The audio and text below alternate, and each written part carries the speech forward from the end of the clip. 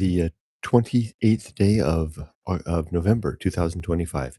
My name is Kurt, and this is my daily Good Life meditation, a live video exercise that I do every morning at 5:30 a.m. to remember my life objectives and principles, those which are outlined in my book, Going Alone, which you can read for free at goingalone.org. Thanks to the help of my Patreon supporters and my YouTube members. Thank you very much. I also use this time to think about the last 24 hours and how I did with the noteworthy challenges or opportunities that I met, the ones that push me to exercise my objectives and principles, that push me to be a better person. I also go over my creed and prepare for the coming day. But first, welcome to new subscribers, and a big thank you again to my YouTube members and my Patreon supporters. I really do appreciate your help. A quick note that I do sometimes talk about sensitive subjects reliably. I talk at least a little bit about my own death every day, and just a heads up. All right, with that, let's get started. Looking at my notes for the last 24 hours, I see that there's just one note here, restful day of interlude, that describes the last 24 hours. Since I did this yesterday morning at the same time. Yesterday was indeed just that. I really didn't think about my upcoming adventure to America, nor did I think about Project 2026, not a political thing. The big effort that I'm doing to get me and my wife safely to full retirement next year.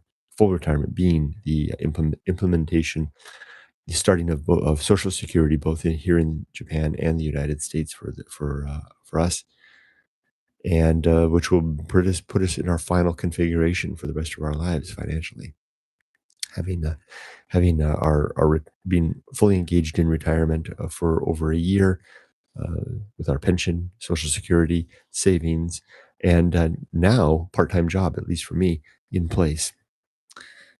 So yesterday, I've been working. Well, I've been working hard for weeks now on two main things: Project 2026, as I just mentioned, which is the deliberate effort to get my wife and I safely to that safe harbor that I mentioned of retirement. And the other thing is the thing that I call the situation, which is the challenge that is unfolding back home in the United States. That I've decided to go back to America in December to throw my hat in the ring and attempt to help. If anything, just to be a little bit of a physical support, physical presence and support through that to my family members in need. Yesterday, I just said, okay, I've got everything in motion. I mean, I had bought the tickets, everything, the check's on its way to the bank. I've been tracking it. It should be probably arriving. I think it arrived at the bank yesterday. Should be deposited soon. And I got, I got the job is in place. I mean, everything's in order. So I just gave myself a day off yesterday, and I spent the whole morning working in the garden. Uh, Completely undid the work of the garden that we had created for 2025. Now it's just bare earth, and a lovely, gentle rain came through the night to soak this clean earth through. And I came out with a nice yield of sweet potatoes just from one single sweet potato plant that really took over a whole patch of garden and made it its own. I learned a lot about planting sweet potatoes in the last 24 hours after harvesting them, learning how they spread from the base root, learning that I didn't water them enough. If I watered them, then the potato tubers would have been spread out a little more. And I was also surprised to see how the sweet potatoes, the runners along the ground, would send down shoots and send sweet potatoes down. That was interesting. So I think what I'll do next year is, for sweet potato season, I'm going to partition a whole patch of land off just for sweet potatoes and plant two plants instead of one, and get a nice big harvest of, and I'll care for them very well. Had some really good conversations with my wife yesterday, some nice long walks. We did some shopping, and just had a fun day. It was a really nice day yesterday. There's one thing that I was challenged on that I never talk about here. It's um, a little too personal. And like I like to say I'm an open book, but I do have one challenge that is going on here. I wouldn't call it a serious challenge by any means. It's a personal challenge that I find kind of embarrassing, and I'm losing time on the longer that I wait. I'll probably come up with a code name for it, um, because or maybe I'll screw up the courage to talk about it one of these days. But I was thinking about it yesterday in this interlude. I guess it wasn't a full interlude if I was thinking about challenges, huh? Because I was thinking about it. I was thinking, there's that one thing, Kurt, that you need to work on. Maybe once I get these other things kind of put them to the back burner a little more, I can begin to work on that.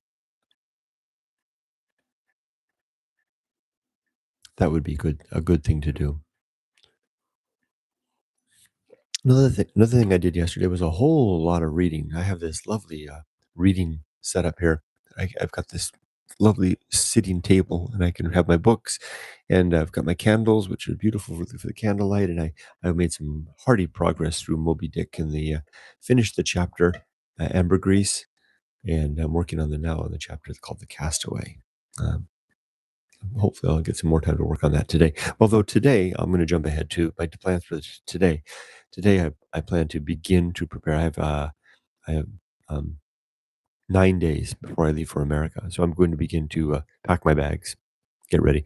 So I'll be there for birthdays, for my brother, my niece, and my nephew, Christmas. So, and I'll be seeing friends I haven't seen for a while. So I'm going to pack a bag full of some gifts to bring back. I'll have the weekend to pack my bags, I think. Okay, well, with that, let's get on to the creed, which will be the final thing I do. I've already talked about the next 24 hours. I My creed consists of 8 objectives and 35 principles. You can again read about these in Going Alone in the chapter titled "The Good Life." The 8 objectives are: number one, to be at all times ready to die, having affairs, relationships, and life's work in order. What that specifically means is I need to have my personal documents and circumstance in good shape so that if I die today, my wife is going to be safe for the rest of her life. So that means retirement accounts, bank accounts, uh, access to all these, uh, and of course, having made sure ahead of time that my survivorship of these are in my wife's hands, that she is a joint tenant, so to speak. We are have joint on our bank accounts, all that kind of stuff, and I've worked on that for years. So, and that's all in place. So, having being able to, feeling a heart attack coming, feeling myself falling over backwards, I'm not worried about my wife. She'll be fine for the rest of her life. That's number one. Number two, and I don't worry about my daughter because I've already completed my effort with my daughter, which was to raise her to adulthood, give her a full education, unencumbered by student debt, and seeing her off into the world to becoming the executor of her own life, which she already is. So I don't have to worry about my daughter anymore in that capacity.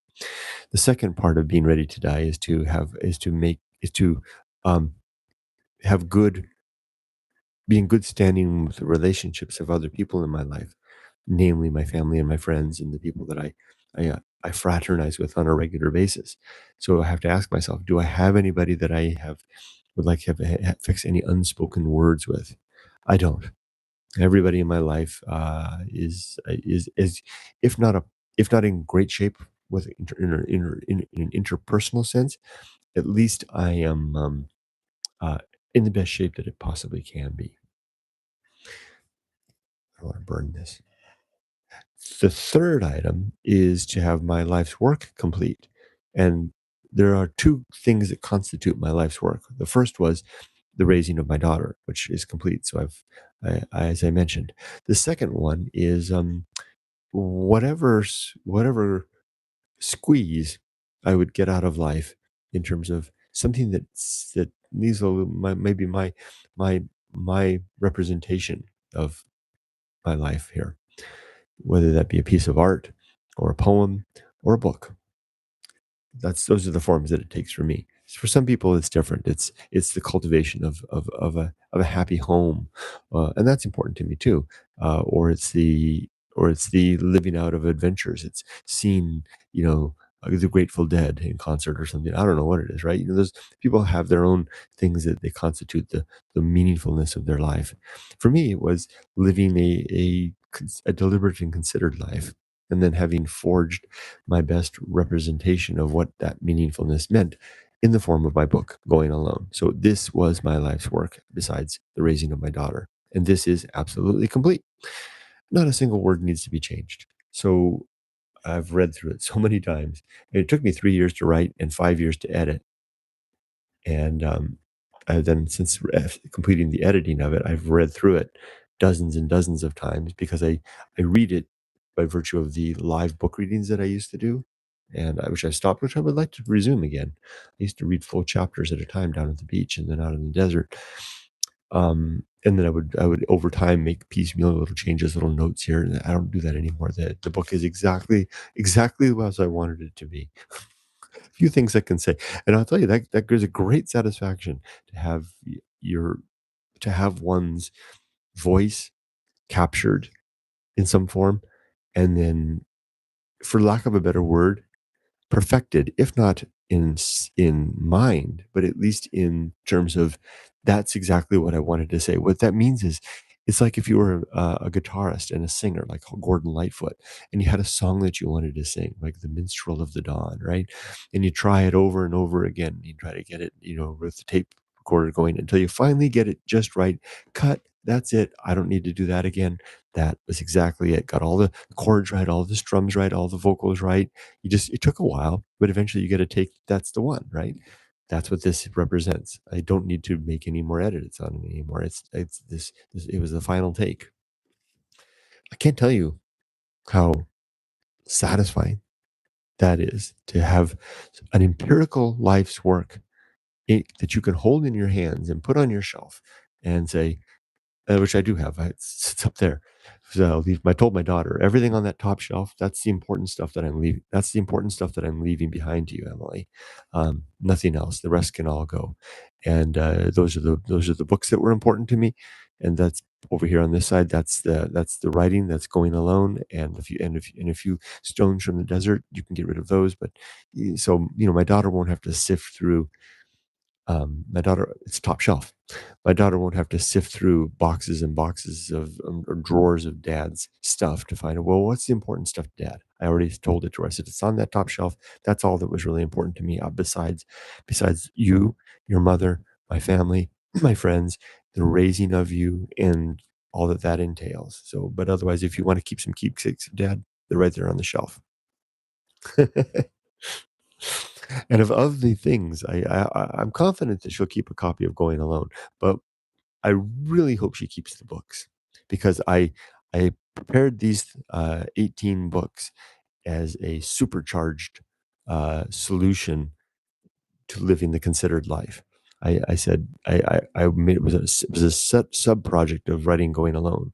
When I said, okay, well, maybe someone, if they read my book or if they watch my videos and they say, I would like to experience the considered life too. And there's many ways you can experience the considered life, but I've had so many people over time ask me, what would you recommend I read, Kurt?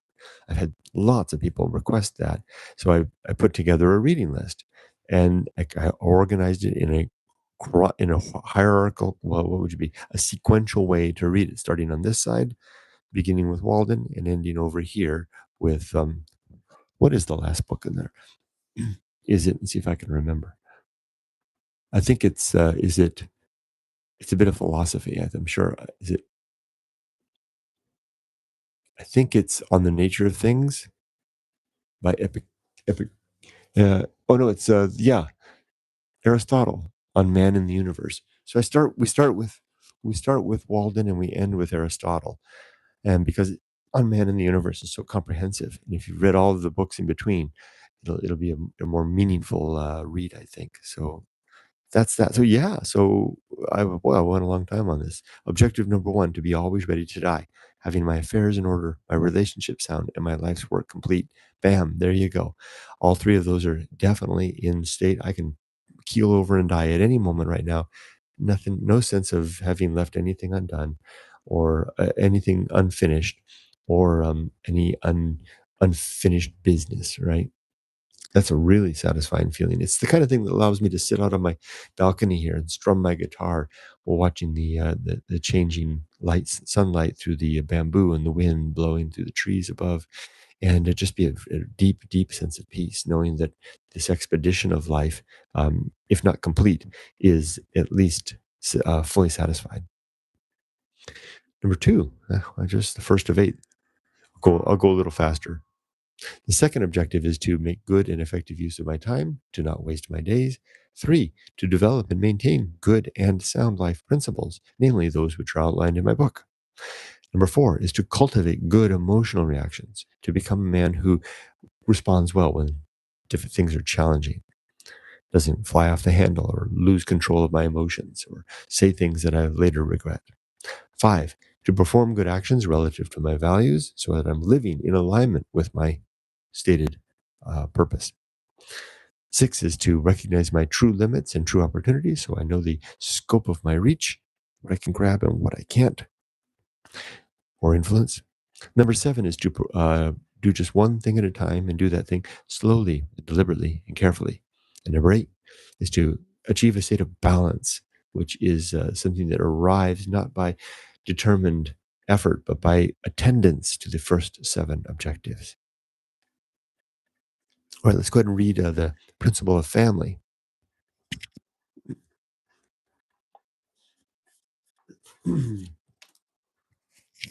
This is from page 258, the hardbound edition of Going Alone. The principle of family and the sub-principle of catalyst. I almost called this the principle of catalyst because family are a catalyst to our better ends. Having a family propel the need, the want, the desire, the necessity, the responsibility, all of that becomes of becoming an adult who has possession of a family that we are responsible for, catalyzes us to better ends. The principle of family. Our people make up the context of our lives in terms of purpose, obligation, mission, feedback, support, and ultimately the best and most intangible part of being alive. We begin with the people to whom we are born, the chance family which we gain by accident of birth. We grow then with the family we later decide, our friends and our partners, and our spouse, and the children we in turn together make. From these, we gain our decided mission.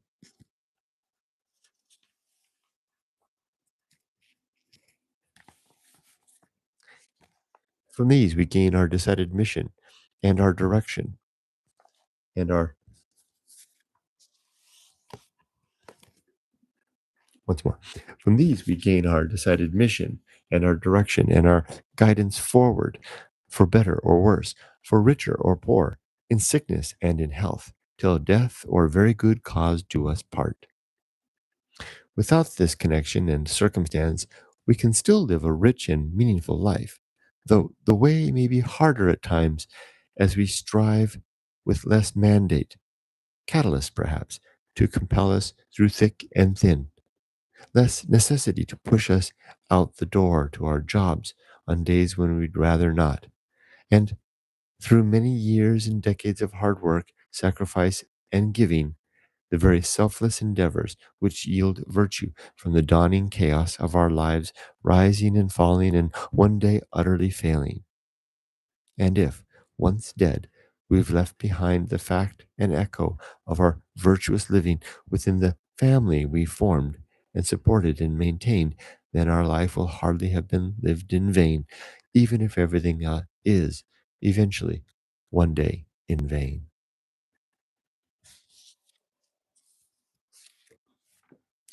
So, in a way, it's a guaranteed path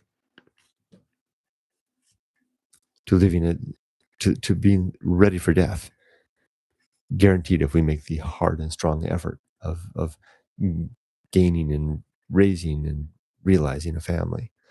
So it's like a backup plan for those that have other ideas about what constitutes the meaning of life, but it does also a very solid and substantive first course plan of action if that alone is what we decide will be our purpose. A very, very rich and meaningful purpose.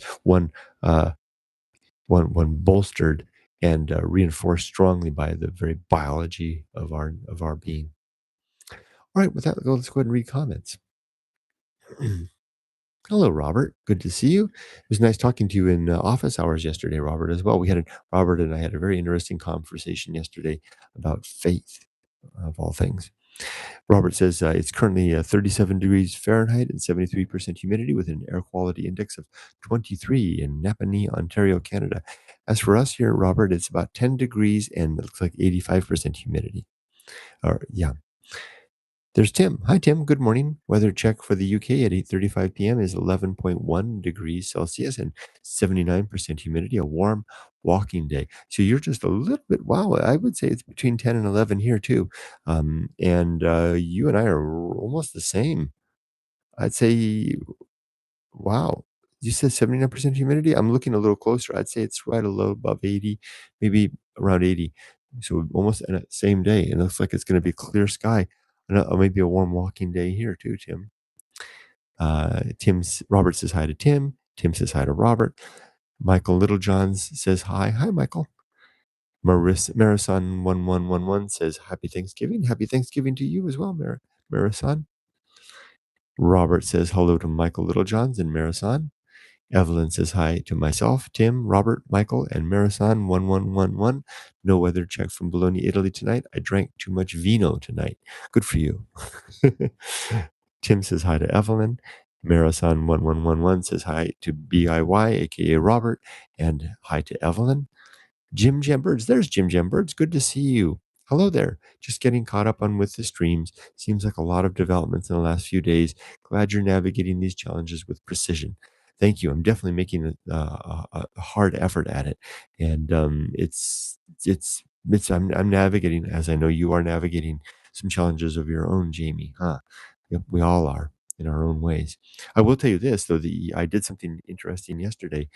Jim Jam Birds knows I do have a Good Life um, Chat GPT that I set up that I haven't yet released to the world that I use quite often. It's astonishing how good it's become at understanding my book and my creed. But yesterday I was working with Grok and I asked Grok to take on the apparatus or the character of Dr. Johnson, and it's done so quite well. So I'm very pleased with the recent customization capabilities of Grok, and I'm very pleased with the Dr. Johnson it has become.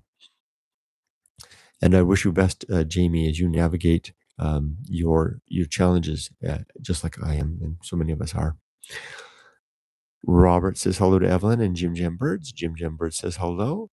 Evelyn says hi to Jim Jam Birds. Hope you are enjoying your copy of Going Alone. That's right. Jim Jam Birds got it in the mail. It arrived the other day. Sent me a photo. Jim Jam Bird says to Evelyn, I'm loving it. It's already been on an adventure with me. Sadly, no sand in my copy. Oh, I should have thought to do that. I could have put some garden dirt in it. I didn't think to do to do that. Your copy sat here. I always keep a copy by my side here as a reference, um, because I do refer to my book throughout the day when I'm doing things. Not as much as you might think. It doesn't sound like I'm just reading my own words all the time, but it is helpful to refer to. And your copy was my copy here. I basically substituted my copy for your copy, Jim Jambirds, and it sat here by my side for months while I worked steadily on your book. But I should have taken it out to the garden, like I took Evelyn's to the beach with me and ended up with imbued with some of the essence of the area. I didn't think to do that. I should have put a flower in there. Although customs might have caught that, huh? Okay, let's see. Evelyn says, "Sorry, Jim Jim Birds, I cannot part with any of my Southern California sand." Right, Jim Jim Bird says that's fair. Evelyn says, "I can't wait to join you in office hours after I return to New York after stopping off in Greece to see my cousins on Lesvos."